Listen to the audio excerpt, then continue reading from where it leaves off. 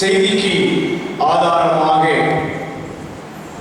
எபிரேயருக்கு எழுதின நிருபம் 13ஆம் அதிகாரம் 5வது வசனத்தை யாராவது வாசியுங்கள். எபிரேயருக்கு எழுதின நிருபம் 13ஆம் அதிகாரம் 5வது வசனம்.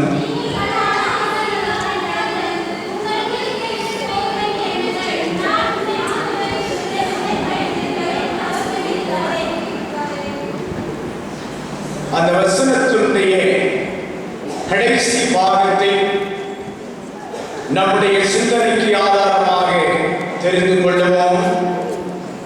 நான் உன்னை விட்டு விலகுவதும் இல்லை, உன்னை கைவிடுவதும் இல்லை. ஆண்டவர் நமக்கு சொல்லுகிறதான ஒரு வாக்குத்தத்த வார்த்தையை நாம் இந்த பகுதியிலே வாசிக்கின்றோம். நான் உன்னை விட்டு விலகுவதும் இல்லை, உன்னை கைவிடுவதும் இல்லை என்று சொல்லுகின்ற கர்த்தர் நம்மோடு கூட இருக்கிறார். அருமையான தேவனுடைய பிள்ளைகளே, கடந்து போன 1998ஆவது ஆண்டு இந்த பேராயத்தை விட்டு வட இந்தியாவுக்கு ஒரு மிஷனரி குடும்பமாக ஆண்டவருடைய பணியை செய்யும்படியாக கடந்து சென்றேன். ஏற்கனவே என்னுடைய அனுபவ சாட்சிகளை நான் உங்களோடு கூட பகிர்ந்திருக்கிறேன். எத்தனை பேருக்கு ஞாபகம் இருக்கிறது தெரியவில்லை. யாருக்காவது என்ன பார்த்த மாதிரி இருக்கா? இல்ல, பார்த்த மாதிரி தெரியல. அருமையானவர்களே, நான் பள்ளிக்கரை திருச்சபையை சார்ந்தவன். நம்முடைய பேராயத்தை சுமார் 25 ஆண்டு காலம் பணியாற்றி ஆண்டவருடைய பரவ அழைப்பின் மூலமாக ஜார்க்கண்ட் மாநிலத்திலே சந்தால் ஆதிவாசி மக்கள் மத்தியில் ஆண்டவருடைய பணியை செய்யும்படியாக கடந்து சென்றேன். இந்த சந்தால் ஆதிவாசிய மக்கள் பேசுகின்றதான மொழி சந்தாலி என்கின்ற மொழி. இந்த சந்தாலி மொழி எப்படி இருக்கும் என்று உங்களுக்கு ஒரு 2 அடிகளை மாத்திரம் அவர்களுடைய பாடல்களை உங்களுக்கு நான் பாடி காண்பிக்கின்றேன். ஜீசு ஜீசு துல்லட ஜீசு பாபா சாங்கி ஜீசு ஜீசு ஜீசு துல்லட ஜீசு பாபா சாங்கி ஜீசு கோட்டா மோனே ஒந்தோரே தேலே ஜோஹாராம் கான் கோட்டா மோனே ஒந்தோரே தேலே ஜோஹாராம் கான் சப்பா மோனே கட்டா மாலா கட்டி கட்டி கம்மி சப்பா மோனே கட்டா மாலா கட்டி கட்டி கம்மி அம்மாங்குல்லட நேரலே ஆம சமமாரே அம்மாங்குல்லட நேரலே ஆம சமமாரே ஜேசு ஜேசு துல்லட ஜேசு பாபா சாயி ஜேசு ஜேசு ஜேசு துல்லட ஜேசு பாபா சாயி ஜேசு கோட்டா மோனே ஒந்தர தேலே ஜோஹாராம் கான் கோட்டா மோனே ஒந்தர தேலே ஜோஹாராம் கான். இந்த பாடலுடைய மொழியாக்கம் என்று சொன்னால் நாம் வேதத்திலே வாசிக்கிறோம், ஒருவராயிருந்து பெரிய அதிசயங்களை செய்கின்ற சர்வ வல்லமையுள்ள ஆண்டவர் என்று சொல்லி தாவீது ஆண்டவரை போற்றி பாடுகின்றார். அவ்வண்ணமாக எங்களுடைய சந்தால் ஆதிவாசிய மக்களும் இந்த பாடலை இப்படி என்று கொண்டு பாடுவது வழக்கமல்ல, நடனத்தோடு கூட பாடுவார்கள். அது எப்படி என்று சொன்னால், தாவீது அழகாக சொல்லுகின்றார், கர்த்தரை நான் நடனத்தோடும் கம்பீர சத்தத்தோடும் நான் அவரை துதிப்பேன் என்று சொல்லுகின்ற வண்ணமாக அழகாக ஒரு நடனத்தை போட்டு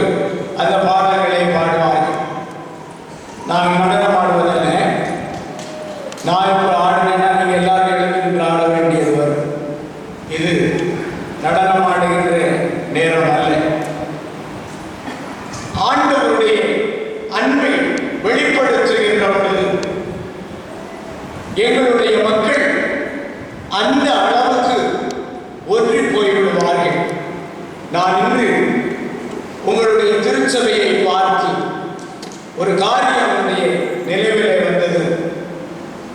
2வது மணி அடித்த பொழுது ஆலயத்திற்கு எல்லோரும் கடந்து வாருங்கள் என்று சொல்லி போதகர் அழைப்பு கொடுக்கிறார். ஆனால் விரல் விட்டு எண்ணக்கூடிய மிகச்சிலரை இந்த ஆலயத்திலே நான் பார்த்தேன். என்னை கேட்கிற அருமையான மாங்கரு தென்னிந்திய திருச்சபை மக்களை, நீங்கள் அதிகமாய் சுவிசேஷத்தை பெற்றுக் கொண்டீர்கள். நீங்கள் அதிகமாய் கணக்கு ஒப்புவிக்க வேண்டும் என்பதை நீங்கள் மறந்து போகாதீர்கள். அதிகமாய் நீங்கள் உடனடி தேசங்களிலே அதிகமான மிஷனரிமார்கள் கடந்து வந்து அதிகமான போதகர்கள் மூலமாக ஆண்டவருடைய சுவிசேஷம் அளவுக்கு அதிகமாக உங்களிடத்தில் பிரசங்கிக்கப்படுகின்றது. அதிகமாய் நீங்கள் கேட்கிறீர்கள். அதிகமாய் கேட்கிற நீங்கள் அதிகமாய் ஆண்டவரிடத்தில் நீங்கள் கணக்கு ஒப்புவிக்க வேண்டும் என்பதை மறந்து போகாதீர்கள். 8:30 மணிக்கு பாடகர் குழுவினர் பாடல்களை ஆரம்பிக்கிறார்கள். நான் நினைக்கிறேன், ஒருவேளை அவர்கள் பாடகர் குழுவில் இருக்கிறபடியால் 8:30 மணிக்கு சரியாக வருகிறார்களோ என்னவோ எனக்கு தெரியாது. ஒன்று மட்டும் உங்களுக்கு சொல்லுகின்றேன், வட இந்தியாவில் கடந்து வருவீர்கள் என்று சொன்னால் 600 கிலோமீட்டருக்கு ஒரு திருச்சபை. இந்த நாடு என் இயேசுவுக்கு என்றைக்கு சொந்தமாகும் என்பதை நீங்கள் ஒவ்வொருவரும் சிந்தித்து பாருங்கள். சுவிசேஷத்தை பிரசங்கிப்பது என் மேல் விழுந்த கடமை மட்டுமல்ல, நாம் ஒவ்வொருவர் மேல் விழுந்த கடமை. 600 கிலோமீட்டருக்கு ஒரு திருச்சபை இல்லாத கிராமங்கள் இன்னும் நம்முடைய பாரத தேசத்திலே இருந்து கொண்டிருக்கிறது. சுமார் 22 லட்சம் கிராமங்கள் இன்னும் ஆண்டவரை அறியாதபடிக்கு இருளிலே அந்தகாரத்திலே வாழ்ந்து கொண்டிருக்கிறார்கள். இந்த மக்களுக்காக அருமையான திருச்சபை மக்களே, நீ என்ன செய்தாய் என்பதை நீ யோசித்துப் பார். இந்த மக்களுக்காக ஒரு நிமிடமாயும், ஒரே ஒரு நிமிடமாயும் இந்த மக்களுக்காக நீ கண்ணீர் வடித்து நீ செபித்திருக்கிறாயா என்பதை மட்டும் சற்று சிந்தித்துப் பார். 8:30 மணிக்கு சூன்யமாக இருக்கிறதான பெஞ்சுகள் அனைத்தும் 8:30, 8:45, 9 மணி என்று சொன்னார். நம்ம எல்லாரும் அறிந்து கொண்டிருக்கிறோம். ஒரு காரியத்தை உங்களுக்கு கூறுகின்றேன், ஆண்டவருடைய ஆசீர்வாதமும் அப்படியே தான் நமக்கு வரும். எவன் ஒருவன் ஆண்டவரை தேடும்படி முந்திக் கொள்ளுகின்றானோ அவனும் அவனுடைய சந்ததியும் சந்தானங்களும் அமரிடமாய் ஆசீர்வதிக்கப்படும் என்பதற்கு நாங்கள் ஒரு சாட்சிகள். என்னை கேட்கிறார்கள் ஆண்டவருடைய பிள்ளைகளே, இது பேராலயத்தை விட்டு கடந்து சென்ற பொழுது எந்த இடத்துக்கு ஆண்டவரே என்னுடைய பணியை செய்வதற்கு நான் கடந்து செல்வேன்? மொழி தெரியாது, அந்த மக்களுடைய கலாச்சாரம் தெரியாது, அந்த மக்கள் மத்தியிலே எப்படி சுவிசேஷத்தை பேசுவது என்று தெரியாது. ஒன்றும் தெரியாதவராக அந்த வாரமான ஒரு சூழ்நிலையிலே வட இந்தியாவிலே கால் வைத்தேன். என் தேவன் எனக்கு சொன்ன ஒரு அருமையான வார்த்தை என்ன தெரியுமா? நீ கால் வைக்கும் தேசத்தை நான் உனக்கு தருவேன். அல்லேலூயா, அல்லேலூயா. நீ கால் வைக்கும் தேசத்தை நான் உனக்கு தருவேன் என்று சொன்ன கர்த்தர், அந்த தேசம் இன்று எங்களால் சந்திக்கப்பட்டிருக்கிறது. அல்லேலூயா. என்ன கேட்கிற அருமையான தேவனுடைய பிள்ளைகளே, நீ கால் வைக்கும் தேசத்தை கர்த்தர் எனக்கு மட்டுமல்ல உங்களுக்கும் கொடுப்பதற்கு ஆவலாய் இருக்கிறார். அந்த கர்த்தர் சொல்லுகின்ற ஒரு வார்த்தை, நான் உன்னை விட்டு விலகுவதும் இல்லை, உன்னை கைவிடுவதும் இல்லை. இன்றைக்கு எத்தனையோ பேர், எத்தனையோ மக்கள் பலவிதமான சூழ்நிலைகளில் நின்று கொண்டு, ஐயா என்னை விடுவிப்பவன் யார், என்னை எனக்காக இரக்கம் செய்கிறவன் யார், என்னோடு கூட துணை நிற்கிறவன் யார் என்று சொல்லி கேள்வி கேட்டு பல வேளைகளிலே நாம் ஆண்டவரை விட்டு தூரமான நேரங்களில் கடந்து சொல்லுகின்றோம் அல்லவா? என் தேவன் உனக்கு சொல்லுகின்ற ஒவ்வொரு வார்த்தையும் என்று சொன்னால், நான் உனக்கு துணை நிற்கிறேன், நான் உன்னோடு துணை இருக்கிறேன் என்று சொல்லுகின்றார்.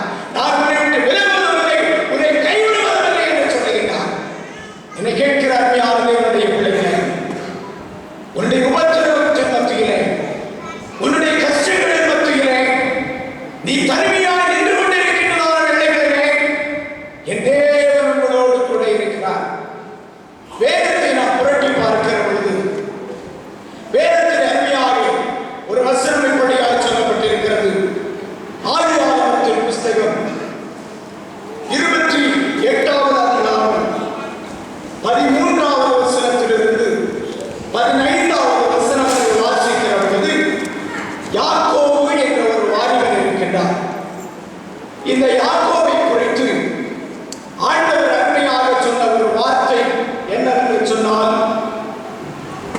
ஆண்டவர் அவருக்கு சொல்லுகின்ற வார்த்தை, நான் உனக்கு இந்த தேசத்தை கொடுப்பேன், நான் உனக்கு இந்த தேசத்தை கொடுப்பேன். யாக்கோபு தன்னுடைய இல்லத்திலிருந்து தூரமான இடத்திற்கு கடந்து செல்லுகின்றார். இந்த சம்பவங்கள் எல்லாம் நமக்கு தெரியும். ஆகவே நான் அதிகமாய் சம்பவத்தை சொல்லி உங்களை வேதனைப்படுத்த விரும்பவில்லை. யாக்கோபு ஓடி செல்லுகின்றார், தனிமையான ஒரு இடத்தில் செல்லுகின்றான். அங்கு அருமையாக கடவுளுடைய ஆசீர்வாதத்தை அவன் பெற்றுக் கொள்ளுகின்றான். வாசியங்கள் 28ஆம் அதிகாரம் 13வது வசனம்.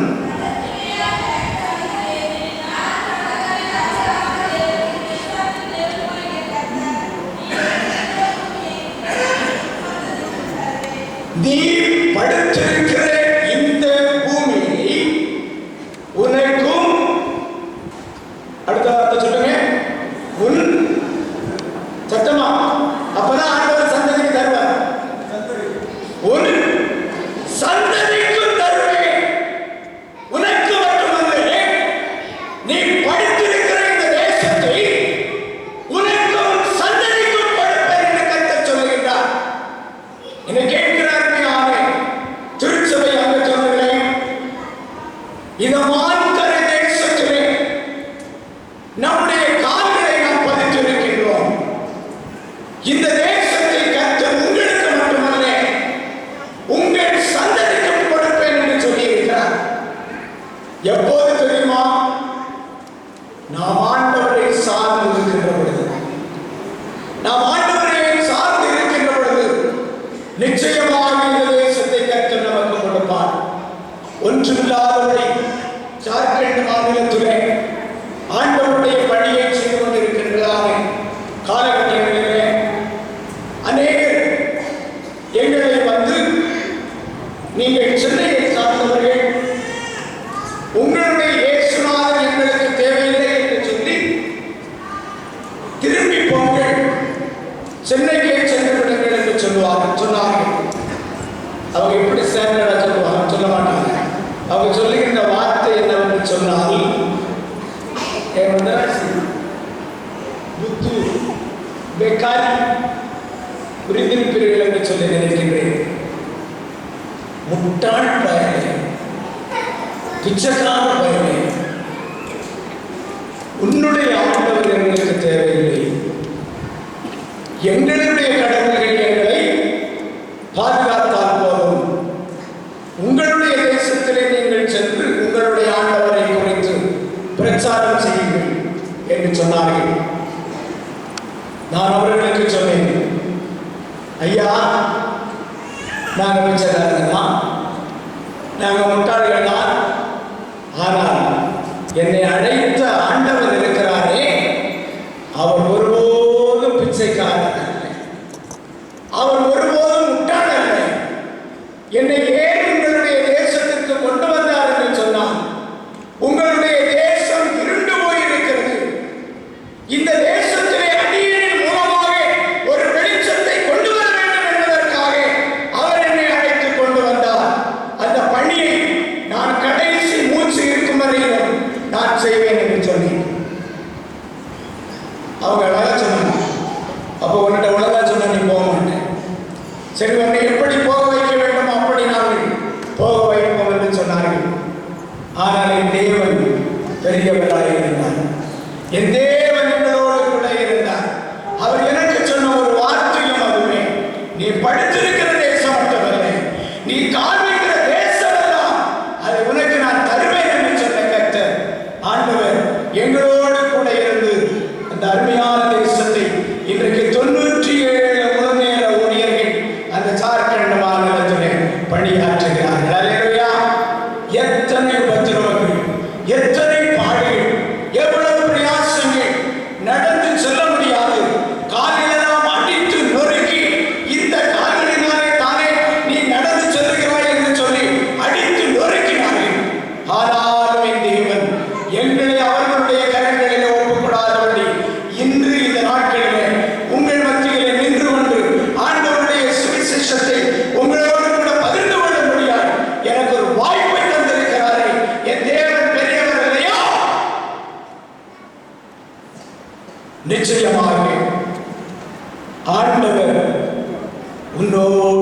கூட இருக்கிறார். நாம் தனிமையாக வாழ்க்கப்படுகின்ற பொழுது, நமக்கு உறவினர்களை விட்டு பிரிந்திருக்கிறதான நேரத்திலே, கணவன் நம்மை விட்டு பிரிந்ததான நேரத்திலே, மனைவி நம்மை விட்டு பிரிந்ததான நேரத்திலே, பிள்ளைகள் பெற்றோரை விட்டு பிரிந்திருக்கிறதான நேரங்களிலே, எல்லாவற்றுக்கும் மேலாக தேவன் சொல்லுகின்ற ஒரு வார்த்தை, யார் உன்னை தனிமைப்படுத்தினாலும் நான் உன்னை தனிமைப்படுத்துவதில்லை, நான் உன்னோடு கூட இருக்கிறேன் என்பதை நீ மறந்து போகாதே. யாக்கோபுக்கு சொன்ன கருத்து, நீ படுத்திருக்கிற இந்த பூமியை நான் உனக்கு தருவேன், உன் சந்ததிக்கு இந்த தேசத்தை கொடுப்பேன் என்று சொன்னார். இந்த தேசத்தை நமக்கு தருவார். என்னை கேட்கிற அருமையான திருச்சபை மக்களே, நீங்கள் எல்லாரும் மாங்கலை விட்டு புறப்பட்டு ஜார்க்கண்ட் மாநிலத்திற்கும் பீகார், ஒரிசா, உத்தரப்பிரதேஷ் மாநிலங்களுக்கு கடந்து வாருங்கள் என்று நான் அழைக்கவில்லை. உங்களுடைய வீட்டுக்கு பக்கத்திலே என் ஆண்டவரை அறியாத ஒரு நபர் இருக்கிறார். இயேசு கிறிஸ்துவை கேள்விப்படாத மக்கள் இருக்கிறார்கள். அவர்களுடைய இரத்தப்படி நிச்சயமாக சொல்லுவேன், உங்கள் பேரிலே, உங்கள் ஒவ்வொருவர் பேரிலும் அந்த இரத்தப்படி ஆண்டவரிடத்திலே சமூகத்திலே நீங்கள் வருகிற பொழுது அவர் உங்களை கேட்பார் என்பதை நீங்கள் மறந்து போகாதீர்கள். அவருடைய இரத்தப்படி உங்கள் பேரில் சுமர பண்ணுவேன் என்று கர்த்தர் சொல்கிறார். எசேக்கியேலை கர்த்தர் அழைத்த பொழுது ஆண்டவர் அழகாய் சொன்னார், இஸ்ரவேலிலே நான் உன்னை காவலாளனாக நியமித்தேன், நீயோ அவர்களுக்கு வரப்போகிறதான ஆக்கினைகளை, தண்டனைகளை, அவர்களுக்கு வரப்போகிறதான பாடுகளை, அவர்கள் பாவத்திலிருந்து திருந்தவில்லை என்று சொன்னார். அவர்களுக்கு நீ கண்டித்து உணர்த்த வேண்டும் என்று சொன்னார். அப்படி நீ உணர்த்தாத பட்சத்திலே அவர்களுடைய இரத்தப்பழியை நான் உன்னிடத்தில் கேட்பேன், அல்லது உன்னிடத்திலே அதை குறித்து விசாரிப்பேன் என்று சொன்னார். என்னை கேட்கிற அருமையான நிர்வாக குழு உறுப்பினர்களே, அருமையான ஊழியக்காரர்களே, திருச்சபை மக்களுடைய இரத்தப்படி நம்மேல் சுமது. இந்த திருச்சபை மக்களுக்காக எவ்வளவு நாட்கள், எத்தனை மணி நேரங்கள், எவ்வளவு வருடங்கள் இந்த மக்களுக்காக நாம் செபித்திருக்கிறோம். இன்றைக்கு எத்தனை திருச்சபையின் நிர்வாக குழு அங்கத்தினர்கள் ஜெபக்குழுக்களை கூட்டி அந்த ஜெபக்குழுவிலே அந்த திருச்சபை மக்களுக்காக செபிக்கிறார்கள் என்று சொன்னால் அது காண்பதற்கு சற்று கடுமையான அரிதான ஒரு விஷயம். அருமையானவர்களே, எங்களுடைய திருச்சபைகளிலே நான் ஒரு சட்டத்தை வைத்திருக்கிறேன்.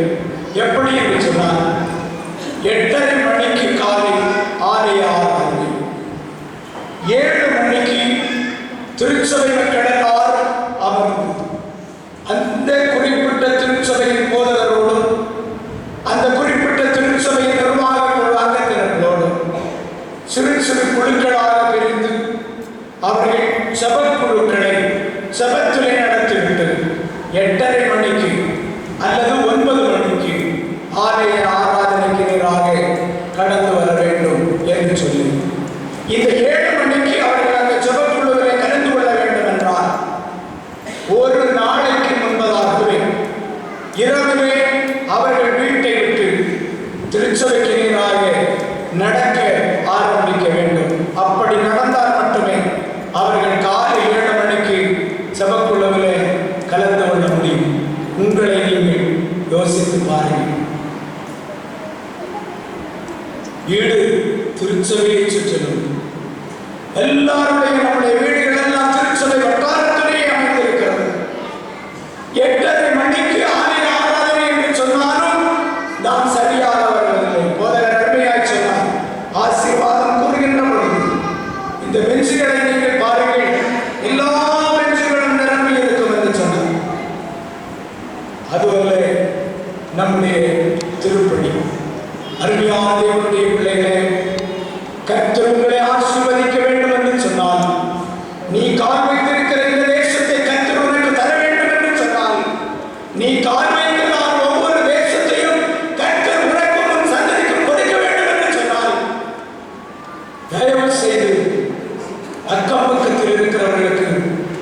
சுவிசேஷத்தை அறிவியுங்கள், என் ஆண்டவர் பேரிலே பற்றுதலாயிருங்கள், விசுவாசமாயிருங்கள்.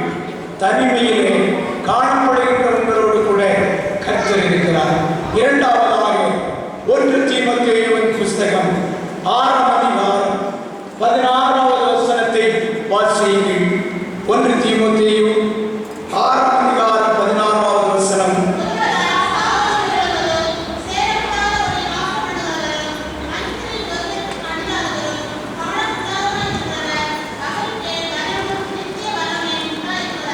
அவர் மேல் கனமும் நித்திய வல்லமையும் உண்டாயிருப்பதாக. நம்முடைய தேவைகளை சந்திக்கின்ற தேவன், அவர் மகிமை பொருந்தின கர்த்தர், அவர் மாறாத தேவன், வல்லமையுள்ள பிதா, நித்திய பிதா என்றெல்லாம் நாம் சொல்லுகின்றோமே. நம்முடைய வாழ்விலே அந்த தேவனை நாம் வைத்திருக்கிறோமா? நம்முடைய வாழ்க்கையிலே அவருக்கு நாம் எவ்வளவு இடத்தை கொடுத்திருக்கின்றோம்? தனிமையிலே நமக்காக நம்மோடு கூட இருக்கின்ற கர்த்தர், நம்முடைய குறைவுகளை எல்லாம் நிறைவாக்குகின்ற கர்த்தர். உபாகமத்தின் புஸ்தகம் 31ஆம் அதிகாரம் 8வது வசனத்தை வாசிக்கின்ற பொழுது, உபத்திரவத்திலே கைவிடாத கர்த்தர் என்னோடு கூட இருக்கிறார் என்று சொல்லி மோசேயை காமித்திருக்கிறார். என்னை கேட்கிற அருமையான தேவனுடைய பிள்ளைகளே, குட் ஃப்ரைடே மிஷன் இன்று பேராயமாக உயர்ந்து 314 ஊழியர்களை கொண்டு ஒரு பேராயமாக செயல்பட்டு வருகிறது. வட இந்தியாவிலே சென்று மிஷனரி ஊழியத்தின் மூலமாக ஒரு பேராயத்தை ஆண்டவர் உருவாக்கும்படியாக ஒன்றுக்கும் உதவாதவர்களாக எங்களை கொண்டு ஆண்டவர் செய்திருக்கிறார் என்று சொன்னால், என்னை கேட்கிற அருமையான தேவனுடைய பிள்ளைகளை, எங்களை விட படித்தவர்கள், பட்டம் பெற்றவர்கள், சௌரியவான்கள், தனவான்கள், ஐஸ்வர்யவான்களாகிய உங்களுக்கு ஆண்டவர் எத்தனையோ பேராயங்களை கொடுப்பார் அல்லவா? ஒரே ஒரு கேள்வியை உங்கள் மத்தியிலே நான் கேட்க விரும்புகின்றேன். பொதுவாக எங்களுடைய நற்செய்தி பேராயத்திலே ஒரு கொட்டேஷன் ஒன்றை வைத்திருக்கிறோம். என்னவென்று சொன்னால், FMBB சொல்வார்கள், போ அல்லது அல்லது வாங்கித்தனை, போ அல்லது அனுப்பு. எங்களுடைய பேராயத்திலே நாங்கள் வைத்திருக்கிறதான ஒரு வார்த்தை, மன்னித்துக் கொள்ள வேண்டும். கிறிஸ்து உன்னை எடுப்பதற்கு முன் உன்னை அவருக்கு நீயே கொடுத்துவிடு. கிறிஸ்து உன்னை எடுப்பதற்கு முன் உன்னை நீயே அவருக்கு கொடுத்துவிடு. அருமையான தேவனுடைய பிள்ளைகளே, கடைசி நாட்களில் நாம் அமைக்கப்பட்டிருக்கிறோம். கடைசி காலங்களில் நாம் அமைக்கப்பட்டிருக்கிறோம். இது கிருபையின் காலம் என்று சொல்லி அனைத்து சம்பவங்களும் நமக்கு அறிவுறுத்துகின்றது. இந்த கிருபையின் நாட்களிலே ஆண்டவர் உனக்கு கொடுத்ததான இந்த சந்தர்ப்பங்களிலே இவ்வளவு காலமும் வாழ்ந்து சுயித்து பெருகியிருக்கிறோம் அல்லவா? நீ ஆண்டவருக்காக எதை செய்யலாம்? எதையாகிலும் நீ ஆண்டவருக்காக செய்திருக்கிறாயா? இல்லை என்று சொன்னால் தயவு செய்து இந்த நாளிலே உன்னை ஒப்புக்கொடு.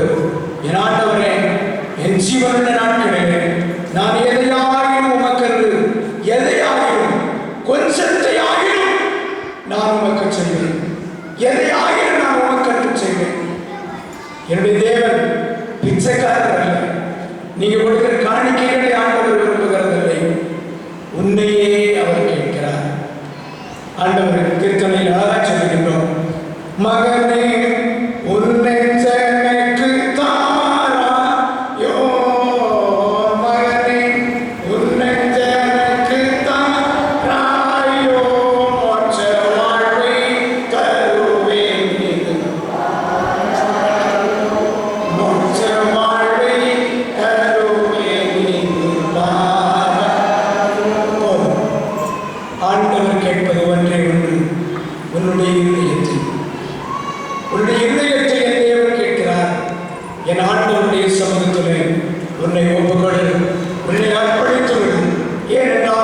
என் ஆண்டவர் நான்